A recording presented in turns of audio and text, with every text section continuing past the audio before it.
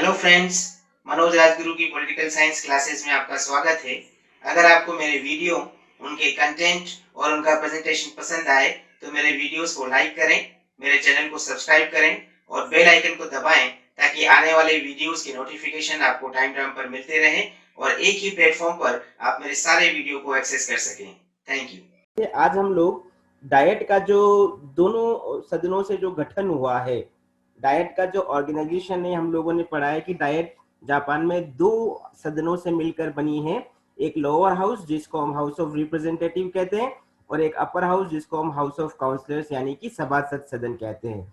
तो पहले हम लोग देखेंगे कि इन दोनों सदनों का गठन किस तरह से होता है, चुनाव की प्रक्रिया क्या है, इनका कार्यकाल क्या है, दोनों का अलग अलग तौर पर। अभी तक कल तक हमने दो क्लासों के अंदर जो बात पढ़ी वो हमने जॉइंट, वो सारी बातें इन दोनों सदनों पर कॉमन रूप से अप्लाई होती है, इसीलिए हम डाइट की बात कर रहे थे। कंबाइंड रूप से डाइट को हम समझने की कोशिश कर रहे थे। आज इसमें हम इंडिविजुअल हर सदन को सेपरेटली समझने की कोशिश करेंगे। तो जो पहला हमारा हाउस है जिसको हम लोअर हाउस कहते हैं वो है प्रतिनिधि सदन, हाउस ऑफ रिप्रेजेंटेटिव। तीन पार्ट के अंदर मैं इस पूरी बात को आपके सामने रखने की कोशिश करूंगा। पहला है कि डाइट जो है वो लोअर हाउस के रूप में जाना जाता है, जहां पर भी पार्लियामेंट्री सिस्टम और बाई कैमरल सिस्टम है, यानी कि संसदात्मक व्यवस्था और द्विसदनात्मक व्यवस्थापिका। वहां पर निम्न सदन जो कि जनता के द्वारा इलेक्ट होता है वो पावरफुल होता है ना। तो जापान में भी जो निम्न सदन है वो प्रतिनिधि सदन है और ये ज्यादा पावरफुल सदन है। कैसे पावरफुल है वो आगे जब हम फंक्शंस और पावर की बात करेंगे तब हम देखने की कोशिश करेंगे। तो यहाँ पर अभी हम ये कह सकते हैं कि जो प्रतिनिधि सदन है वो एक लोअर हाउस है। अब इसके अंदर कितने मेंबर होंगे लोअर हाउस में, जैसे कि भारत का लोअर हाउस है लोकसभा, और हम कहते हैं कि कॉन्स्टिट्यूशन के अकॉर्डिंग मैक्स टू मैक्स अधिक से अधिक वहां पर 552 सदस्य हो सकते हैं।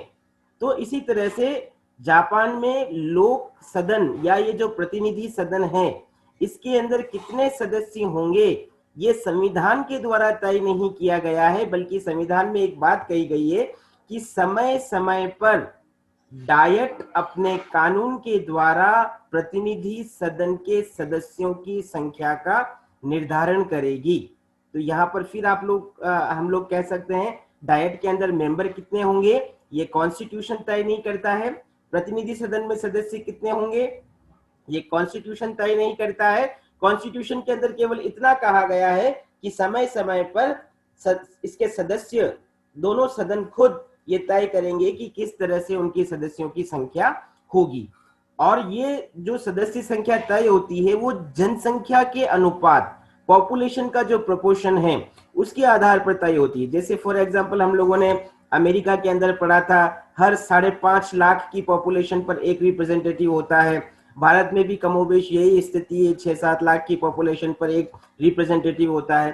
तो इसी प्रकार वहां पर भी जनसंख्या के अनुपात के आधार पर पॉपुलेशन रिप्रेजेंटेशन को डिसाइड किया जाता है। तो ये दूसरी बात हम लोग देख सकते हैं।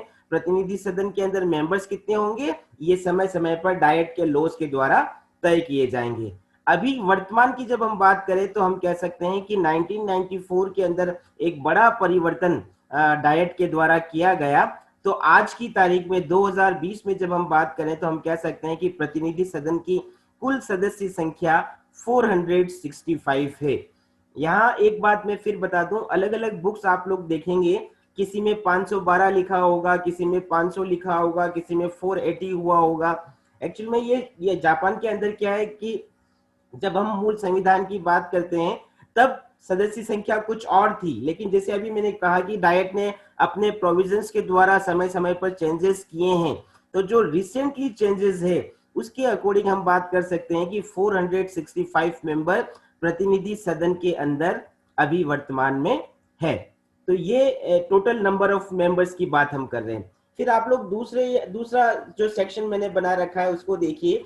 ये 465 मेंबर्स चुने कैसे जाते हैं। अब इसके लिए आप लोग ये थोड़ा सा टिपिकल है, इसको ध्यान से समझने की कोशिश करना। दो बातें तो हम लोगों ने कल पढ़ ली थी कि जापान में प्रत्यक्ष मतदान, डायरेक्ट वोटिंग, और एक गुप्त मतदान यानी कि सीक्रेट वोट, ये दो चीजें तो जापान के अंतर्गत मतदान में हम लोग कल पढ़ चुके हैं। प्रत्यक्ष मतदान का मतलब क्या है कि दोनों ही सदन, चाहे वो प्रतिनिधि सदन हो या सभासद सदन हो, दोनों ही सदनों के सभी सदस्य जनता के द्वारा डायरेक्ट चुने जाएंगे, मतलब जनता उनको वोट करेगी। लेकिन वो वोटिंग का तरीका कैसा होगा वो दोनों सदनों में अलग अलग है। तो अभी हम लोग बात कर रहे हैं प्रतिनिधि सदन में वो तरीका क्या है। तो आप लोग ये पहला पॉइंट, सेकंड वाले कॉलम में पहला पॉइंट आप लोगों ने देखा होगा, मैंने लिख रखा है बहुसदस्यीय निर्वाचन क्षेत्रों का अंत।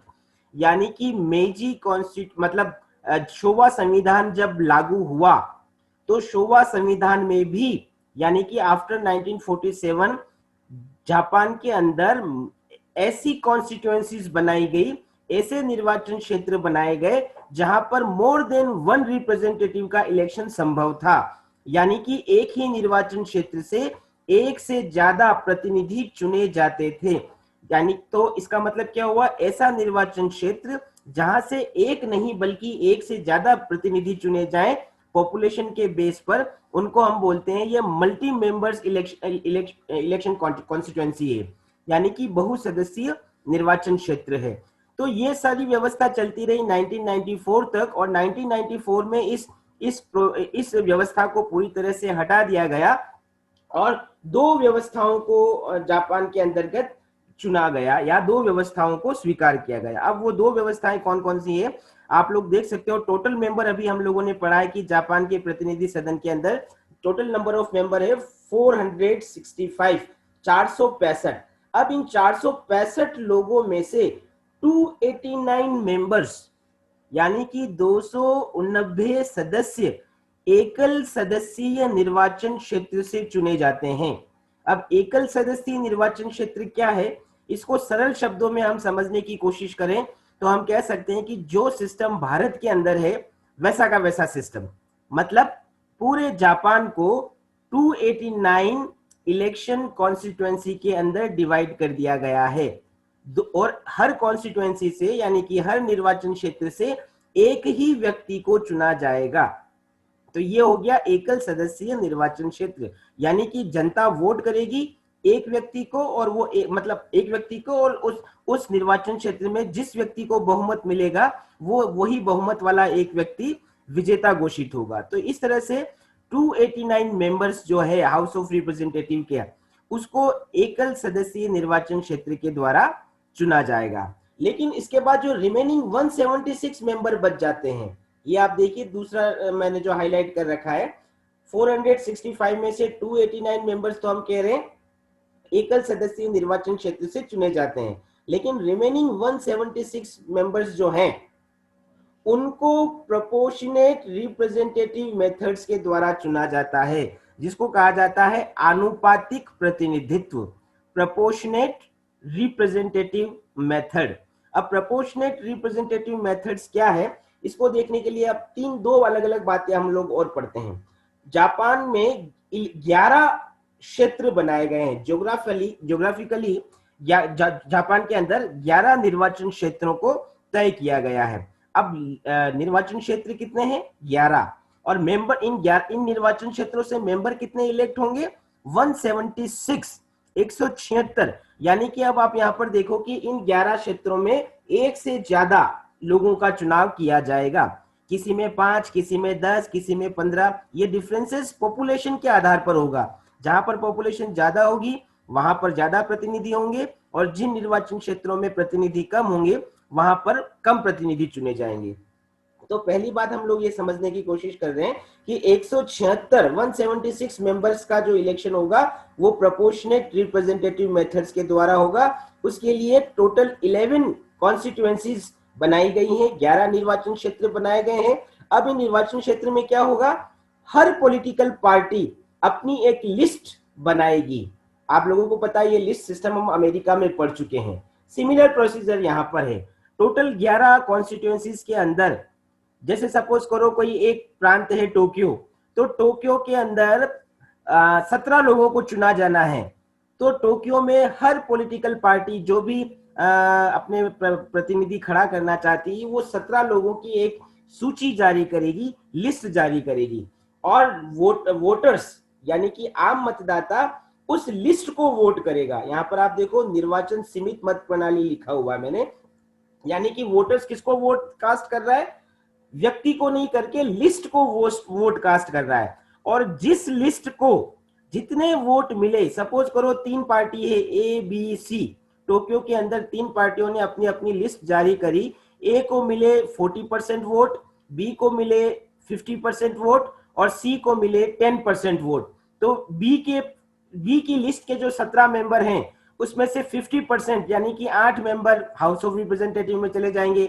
ए की लिस्ट को 40% वोट मिले तो ए की लिस्ट के 40% मेंबर चले जाएंगे, और सी की लिस्ट को 10% वोट मिले हैं तो सी की लिस्ट से 10% मेंबर हाउस ऑफ रिप्रेजेंटेटिव में चले जाएंगे। तो ये देखो आप, ये प्रोपोर्शनेट की बात करी हमने, किस पार्टी की लिस्ट को कितने परसेंट वोट मिला है उतने ही मेंबर उस लिस्ट से हाउस ऑफ रिप्रेजेंटेटिव के अंदर चले जाएंगे। तो ये जो तरीका हुआ लिस्ट सिस्टम, इस लिस्ट सिस्टम के द्वारा हम कह सकते हैं कि जापान के अंदर 176 मेंबर्स को प्रोपोर्शनेट रिप्रेजेंटेटिव यानी कि आनुपातिक पद्धति के आधार पर प्रतिनिधि सदन के लिए चुना जाता है। तो 2 तरह से हम डिवाइड कर सकते हैं टोटल 465 सदस्यों के निर्वाचन को, एक एकल सदस्यीय निर्वाचन क्षेत्र और दूसरा आनुपातिक प्रतिनिधित्व के आधार पर चयन। इसको आप एक बार और पढ़ोगे तो आपको और ज्यादा क्लियर होगा, आप मुझे वापस पूछ सकते हैं अगर ये समझ में नहीं आया हो तो। अब हम बात करते हैं टेन्योर कितना है इसका, प्रतिनिधि सदन का कार्यकाल कितना है। जब हम प्रतिनिधि सदन के कार्यकाल की बात करते हैं तो कॉन्स्टिट्यूशन ने ये 4 वर्ष तय कर रखा है, यानी कि एक बार जनरल इलेक्शन होंगे 465 मेंबर्स के, तो 4 वर्ष तक ये अपना काम करेगी और 4 वर्ष के पश्चात पूरी की पूरी प्रतिनिधि सभा को भंग किया जाएगा और नए आम चुनाव किए जाएंगे। ये तो हुआ सामान्य परिस्थितियों की बात, जैसे हम भारत में कहते हैं ना, हमारे यहाँ लोकसभा का कार्यकाल कितना है, 5 वर्ष, यानी कि एक बार इलेक्शन हुए तो सरकार 5 वर्ष तक काम करेगी। सिमिलरली हम प्रतिनिधि सदन की बात कर सकते हैं कि एक बार अगर प्रतिनिधि सदन का चुनाव हुआ तो सामान्य परिस्थितियों में वो 4 वर्ष तक काम करेगी। लेकिन ये तो हुआ सामान्य परिस्थितियों की बात, लेकिन हम कह रहे हैं कि प्रतिनिधि सदन का कार्यकाल अनसर्टेन है, अनिश्चित है, निश्चित होते हुए भी अनिश्चित, सर्टेन होते हुए भी अनसर्टेन। कैसे? आप लोगों को पता है कि जब संसदीय व्यवस्था की हम बात करते हैं तो संसदीय व्यवस्था में कार्यपालिका का चुनाव कहां से होता है, व्यवस्थापिका में से, मतलब एग्जीक्यूटिव पूरी की पूरी लेजिस्लेचर से चुनकर आती है, इसीलिए एग्जीक्यूटिव रेस्पॉन्सिबल होती है लेजिस्लेचर के प्रति। आप लोगों ने ये भी पढ़ा है कि अगर जब तक लेजिस्लेचर में कॉन्फिडेंस या विश्वास मत बना रहता है तब तक कार्यपालिका अपने पद पर काम करती है, लेकिन जैसे ही कार्यपालिका व्यवस्थापिका में अपना विश्वास खो देती है एग्जीक्यूटिव को अपनी पोस्ट से रिजाइन करना पड़ता है। अब ऐसी कंडीशन में हमने एक दूसरा सप्लीमेंट टॉपिक और पढ़ रखा है कि अगर कार्यपालिका समय से पहले अपना विश्वास खो देती है तो उसके पास क्या पावर होता है कि वो सम्राट को रिकमेंड कर सकता है कि आप हाउस ऑफ रिप्रेजेंटेटिव को डिसॉल्व कर दो, भंग कर दो। यानी कि 4 वर्ष पहले कार्यपालिका लोक सदन को यानी कि प्रतिनिधि सदन को भंग करने की सिफारिश कर सकता है, और अगर सम्राट उस सिफारिश को मान लेता है तो हम क्या कह सकते हैं कि 4 वर्ष का निश्चित कार्यकाल होते हुए भी जापान में प्रतिनिधि सदन का कार्यकाल अनिश्चित है। तो ये एक दूसरी बात, 4 वर्ष, दूसरा अनिश्चितता बनी रहती है।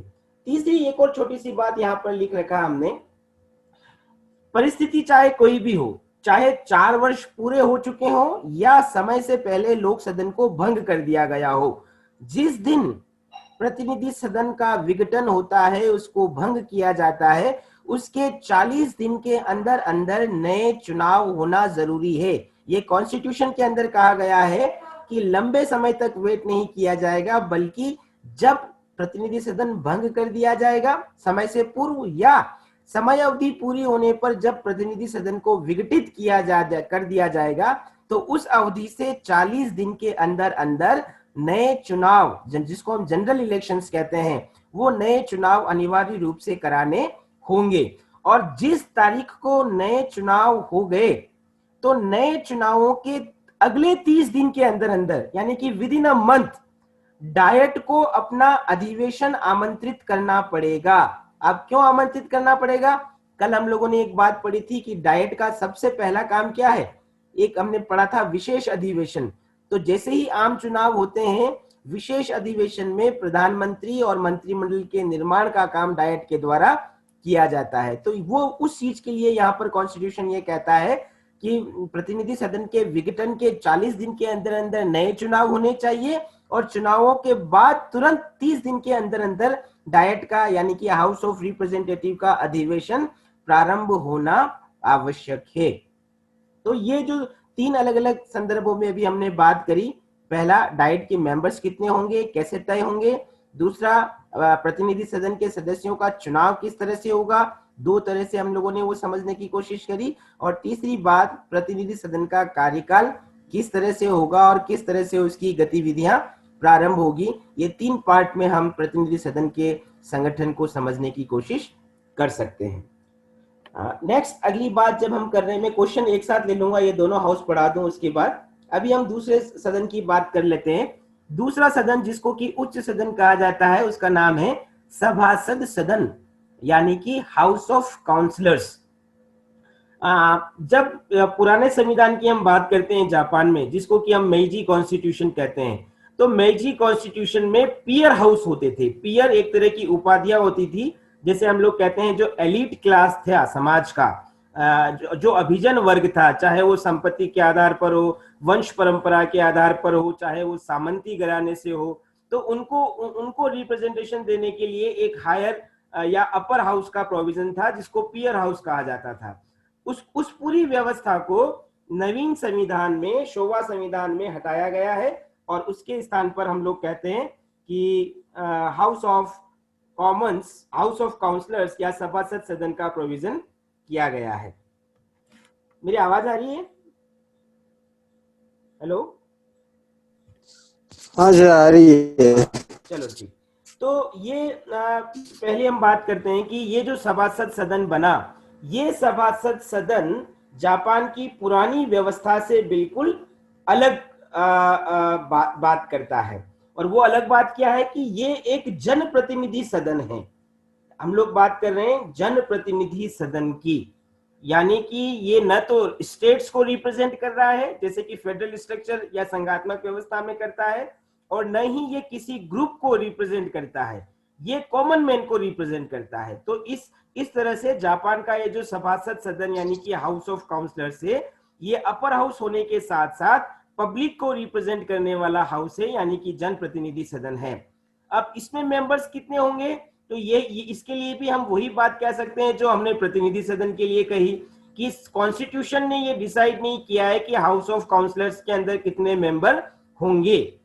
डायट के कानून के द्वारा ये तय किया जाता है कि हाउस ऑफ काउंसलर्स में कितने मेंबर होंगे। तो अभी 2020 की अगर हम बात करें तो हम कह सकते हैं कि वर्तमान में हाउस ऑफ काउंसलर्स के अंदर 245 मेंबर हैं। 245 सदस्यों का ये सदन है, और इन 245 सदस्यों को, सभी के सभी 245 सदस्यों को सीधे जनता के द्वारा इलेक्ट किया जाता है। इसीलिए हम इसको भी जनप्रतिनिधित्व सदन कहते हैं, यानी कि ऐसा हाउस जो प्योरली पब्लिक को रिप्रेजेंट करता है। तो ये इसका पहला सेक्शन, इसके मेंबर्स, टोटल मेंबर्स को लेकर हम लोग बता सकते हैं। दूसरी बात जो यहां पर लिखी हुई है मैंने, और वो है इन 245 मेंबर्स का इलेक्शन कैसे होता है, इनके चुनाव का प्रोसेस क्या है। तो सबसे महत्वपूर्ण बात, जब हम हाउस ऑफ काउंसलर्स की बात करते हैं तो हाउस ऑफ काउंसलर्स के मेंबर्स का जो इलेक्शन है वो बहुत ही एबनॉर्मल और टिपिकल प्रोसेस है। कॉन्स्टिट्यूशन ने जो प्रोसेस तय कर रखा है बहुत ही कठिन, जटिल प्रक्रिया है, और एक एबनॉर्मल मतलब ऐसी प्रक्रिया दूसरे देशों के अंदर नहीं है केवल और केवल जापान के अंदर इस प्रकार की व्यवस्थाओं को इस्टेब्लिश किया गया है। तो वो व्यवस्था क्या है, पहले हम वो बात करते हैं और फिर बात करेंगे कि ये एक जटिल व्यवस्था क्यों बनाई गई है, उसकी हम बात करेंगे। सबसे पहले यहां पर भी जापान के हाउस ऑफ काउंसलर्स के अंदर भी मेंबर्स को डिवाइड किया गया है। टोटल मेंबर है 245। 245 में से 147 सदस्यों का इलेक्शन रीजनल बेसिस पे होता है, क्षेत्रीय आधार पर होता है। क्षेत्रीय आधार का मतलब क्या है कि रीजनल फीचर्स को ध्यान में रखते हुए क्षेत्रीय, जैसे कि हम कहते हैं ना कि भारत के अंदर दक्षिण भारत की अलग संस्कृति है, पूर्वी भारत की अलग संस्कृति है, पश्चिमी भारत का अपना अलग कल्चर है। तो इसी तरह से अलग अलग डाइवर्सिटीज को ध्यान में रखते हुए, रीजनल डाइवर्सिटीज को ध्यान में रखते हुए पूरे जापान को 46 कॉन्स्टिट्यूएंसी में डिवाइड किया गया है। 46 निर्वाचन क्षेत्र, और इन 46 निर्वाचन क्षेत्रों से 147 सदस्यों का चुनाव जनता के द्वारा किया जाता है। आप फिर ध्यान रखें, टोटल कॉन्स्टिट्यूएंसी कितनी है? 46। किस बेस पे बनाई है? रीजनल बेसिस पर, क्षेत्रीय आधार पर।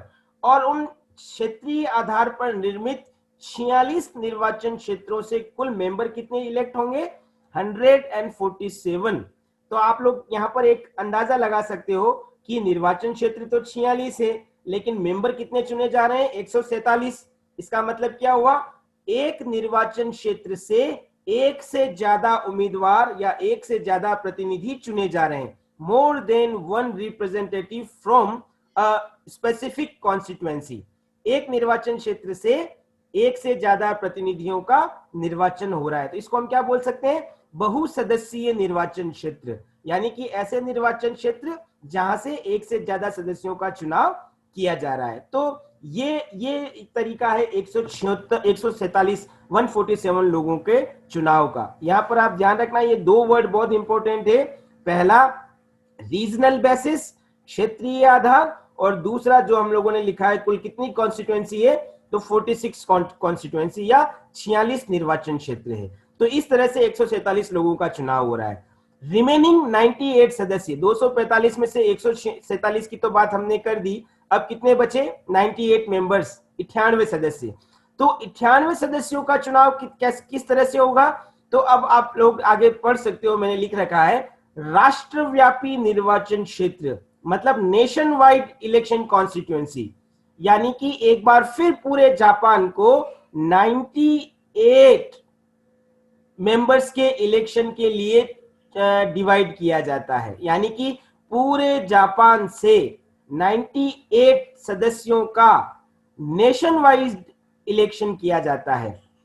नेशन वाइड इलेक्शन का मतलब फिर यहां पर कॉन्स्टिट्यूएंसियों को डिवाइड किया जाता है, और उस डिवाइडेशन के बाद, जो कि राष्ट्रव्यापी तरीके से होता है, हर पार्टियां अपनी लिस्ट सिस्टम, जो कि आपने प्रतिनिधि सभा के अंदर पढ़ा था, वही बात हम यहां पर कर रहे हैं। लिस्ट सिस्टम से अपनी कैंडिडेट घोषित करती है, और जिस लिस्ट को ज्यादा वोट मिलते हैं उसी लिस्ट के उम्मीदवार उस अनुपात में हाउस ऑफ काउंसलर्स के अंदर जाते हैं। तो ये आप लोग देख सकते हो कि जब 98 मेंबर्स के इलेक्शन की बात कर रहे हैं, तो हम नेशन वाइड इलेक्शन और प्रोपोर्शनेट रिप्रेजेंटेशन के मेथड की बात कर रहे हैं। उससे 98 सदस्यों का चुनाव होता है। और जब हम 147 मेंबर के इलेक्शन की बात करते हैं, तो हम कह सकते हैं कि रीजनल बेसिस पर पूरे जापान को 46 रीजन्स में डिवाइड किया गया है, 46 कॉन्स्टिट्यूएंसी में डिवाइड किया, और वहां से 147 मेंबर्स का इलेक्शन होता है। तो अब एक लास्ट पॉइंट मैंने इस सेकंड वाले कॉलम में लिख रखा है, आप देख सकते हो कि जब हाउस ऑफ रिप्रेजेंटेटिव का चुनाव होता है, तो प्रत्येक वोटर 2 बार वोट डालता है। 2 बार वोट डालने का मतलब, पहली बार वो 147 लोगों के इलेक्शन के लिए वोट डाल रहा है, और दूसरी बार वो रिमेनिंग 98 लोगों के इलेक्शन के लिए वोट डाल रहा है। तो प्रतिनिधि सभासद सदन यानी कि हाउस ऑफ काउंसलर के इलेक्शन के लिए जापान का प्रत्येक नागरिक 2 बार वोट डालने का राइट रखता है। तो ये हम बता सकते हैं किस तरह से 245 मेंबर्स का इलेक्शन होता है। यहाँ आप ध्यान रखना 245 लोगों का इलेक्शन एक साथ नहीं होता है। क्यों नहीं होता, इसको समझने के लिए हमें इस पूरे टॉपिक का थर्ड पार्ट देखना, समझने की जरूरत है। थर्ड पार्ट का मतलब हम इसके कार्यकाल की बात कर रहे हैं। जैसे राज्यसभा का हमारे यहाँ पर, अब जब हम राज्यसभा की बात करते हैं तो राज्यसभा का हर सदस्य भारत में 6 वर्ष का कार्यकाल रखता है ना। अब यहाँ पर आप देखो, मैंने सबसे पहला बुलेट क्या लिख रखा है, परमानेंट हाउस, स्थायी सदन। जब हम लोअर हाउस की बात करते हैं जापान में या भारत में, तो लोअर हाउस को क्या है, एक समय सीमा के बाद डिसॉल्व कर दिया जाता है। चाहे वो उसका एक सर्टेन टेन्योर, जैसे अभी हमने प्रतिनिधि सदन की बात करी, 4 वर्ष का उसका टेन्योर पूरा हो गया तो पूरा का पूरा सदन खाली हो जाएगा, वो डिसॉल्व हो जाएगा। और अगर समय से पहले भी उसको भंग कर दिया तब भी वो पूरा का पूरा सारे मेंबर्स चले जाएंगे। तो उसको हम परमानेंट हाउस नहीं कह सकते हैं। क्यों? क्योंकि एक समय ऐसा आता है जब सदन के अंदर एक भी व्यक्ति उपस्थित नहीं रहता है, इसलिए वो परमानेंट हाउस नहीं है। लेकिन जब हम हाउस ऑफ काउंसलर्स की बात करते हैं जापान में, तो ये एक परमानेंट हाउस है। परमानेंट हाउस इसलिए क्योंकि जब इसके टेन्योर या कार्यकाल की जब हम बात करते हैं तो वो हाउस का कार्यकाल नहीं है, वो मेंबर्स का कार्यकाल होता है, सदस्यों का कार्यकाल होता है। यानी कि एक बार अगर कोई व्यक्ति चुना गया हाउस ऑफ काउंसलर्स के लिए तो उसका कार्यकाल कितना होगा, 6 वर्ष होगा।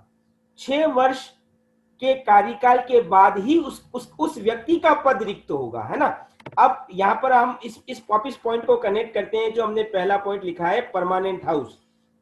ऐसा रूल बना रखा है जापान के कॉन्स्टिट्यूशन में कि 50% मेंबर हर 3 वर्ष के बाद सेवानिवृत्त हो जाएंगे। यानी कि उनका 50% मेंबर्स का टेन्योर हर 3 वर्ष के बाद पूरा हो जाएगा। जैसे कि आपने अमेरिका की सीनेट के अंदर भी पढ़ा था, अमेरिका की सीनेट में हर 2 वर्ष के बाद 1/3 मेंबर्स का टेन्योर पूरा हो जाता है।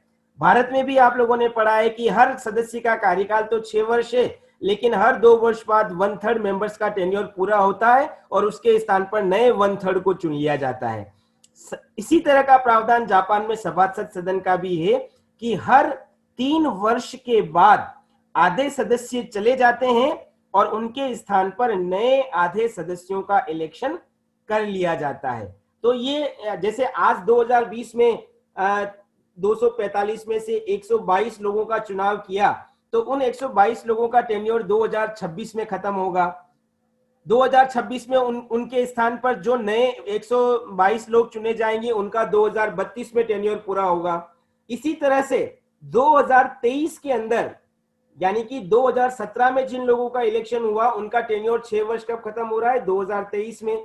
2023 में उनके स्थान पर नए लोगों को चुना जाएगा, 123 मेंबर्स को, उनका टेन्योर खत्म होगा 2029 में। तो ये एक इंटरवल रखा गया है, जैसे भारत में और अमेरिका में इंटरवल रखा गया है, वैसा ही जापान के कॉन्स्टिट्यूशन में भी एक इंटरवल रखा गया है, एक अंतराल रखा गया है कि हर 3 वर्ष के बाद आधे मेंबर रहेंगे, आधे मेंबरों का टेन्योर पूरा हो जाएगा और जिन आधे मेंबर्स का टेन्योर पूरा हो रहा है उनके स्थान पर नए मेंबर्स को इलेक्ट कर लिया जाएगा।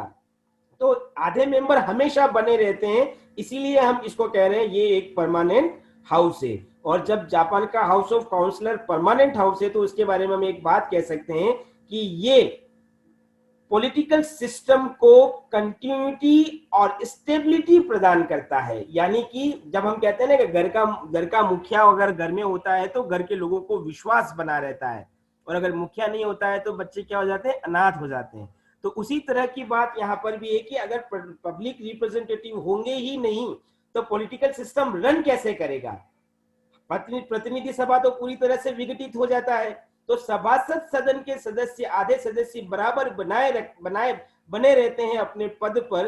तो ये प्रोसीजर या ये सिस्टम किस बात को इंडिकेट करता है कि पॉलिटिकल सिस्टम के अंदर कंटिन्यूटी भी है और पॉलिटिकल सिस्टम स्टेबल भी है। यानी कि राज व्यवस्था कभी भी अनाथ नहीं है, कोई ना कोई रिप्रेजेंटेटिव है जो सिस्टम को आगे रन कर रहा है। तो इस तरह से हम प्रतिनिधि सदन के टेन्योर की बात करते हैं। तो ये सभासद सदन के टेन्योर की बात कर सकते हैं। एक बात जो मेरी रह गई थी, मैं सेकंड वाले कॉलम से वापस बता रहा हूं, ये दो तरह के इलेक्शन का प्रोविजन क्यों किया गया है सभासद सदन के लिए। यानी कि 147 मेंबर्स को तो रीजनल बेसिस के आधार पर चुना जा रहा है और 98 मेंबर्स को नेशन वाइड कॉन्स्टिट्यूंसी के आधार पर चुना जा रहा है। इसके पीछे रीजन ये है कि दो तरह की लीडरशिप हर जगह होती है। आप लोग जैसे उदयपुर में रह रहे हो, उदयपुर में बहुत सारे छुटभैया नेता होंगे, है ना, जिनका प्रभाव केवल उदयपुर या उदयपुर के आसपास के जिलों तक होता होगा। वो लोग केवल उदयपुर की समस्याओं, उदयपुर के मुद्दों से बहुत अच्छी तरह से परिचित हैं। उदयपुर के आसपास किस प्रकार के मुद्दे ज्यादा लोगों के विकास के लिए आवश्यक हैं, वो उनसे भी जागरूक होते हैं। लेकिन राष्ट्रव्यापी मुद्दों से उनका कोई लेना देना नहीं है, या राष्ट्रव्यापी नीतियों में उनकी ज्यादा दिलचस्पी नहीं है, या राष्ट्रव्यापी जो नेशन के इश्यूज हैं पब्लिक कंसर्न वाले, उनमें उनका ज्यादा एक्सपीरियंस नहीं है। लेकिन चूंकि वो अपने रीजन के बारे में, जिस एरिया के अंदर वो रह रहे हैं उस एरिया के बारे में उनकी एक्सपर्टीज है, वो विशेषज्ञता रखते हैं, तो ऐसे लोगों को हाउस ऑफ काउंसलर्स के अंदर रिप्रेजेंटेशन मिलना चाहिए। इसीलिए रीजनल बेसिस के आधार पर 46 रीजनल कॉन्स्टिट्यूएंसी को डिसाइड किया है कॉन्स्टिट्यूशन ने। तो ये 147 मेंबर्स का इलेक्शन इस तरह से रीजन बेसिस के आधार पर किया जाता है।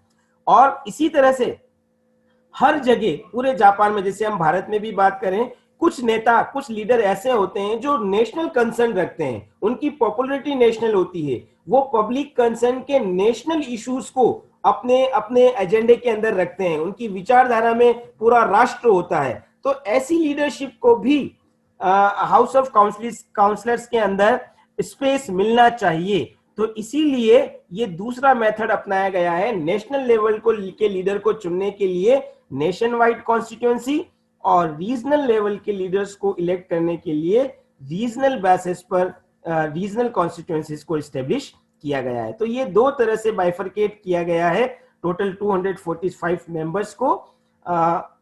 तो इस आधार पर ये दो तरह की चुनाव पद्धतियां या इलेक्शन मेथड्स है। अब मैं एक बार फिर आपको एक नई चीज और बता रहा हूं, ध्यान से समझना, जो अभी बताया उसी का। टेन्योर के बारे में जब हम बात कर रहे तो हमने क्या कहा, आधे सदस्य 3 वर्ष बाद अपना टेन्योर खत्म कर देते हैं। तो यहां पर भी आप बाइफरकेट कर सकते हो। इलेक्शन जब होता है ना, हर 3 साल बाद इलेक्शन होता है, तो 147 डिवाइडेड बाय 2 और 98 डिवाइडेड बाय 2, 98 डिवाइडेड बाय 2 का मतलब कितना होगा, 46, और यहाँ पे 147 आवाज आ रही नहीं, हम लोग क्या कह सकते हैं, लगभग 120 नहीं, 120 नहीं, 63 मेंबर्स जो है हर 3 वर्ष बाद इस मेथड से इलेक्ट होते हैं, और इसी तरह से 46 मेंबर्स जो हैं हर 3 वर्ष बाद सेकंड मेथड से इलेक्ट होते हैं। यानी कि जब टोटल नंबर की बात करते हैं तो उनका ये प्रोसीजर होता है, और लेकिन हर 3 वर्ष बाद वो मेंबर्स अपना टेन्योर पूरा कर लेते हैं, तो इसको आप आधे आधे पोर्शन में डिवाइड कर सकते हो। तो मुझे लगता है आज के लिए इतना ही। 5 मिनट हम सवाल के लिए रखते हैं, ताकि तो कुछ टिपिकल बातें हैं, किसी का कोई सवाल हो तो आप पूछ सकते हो।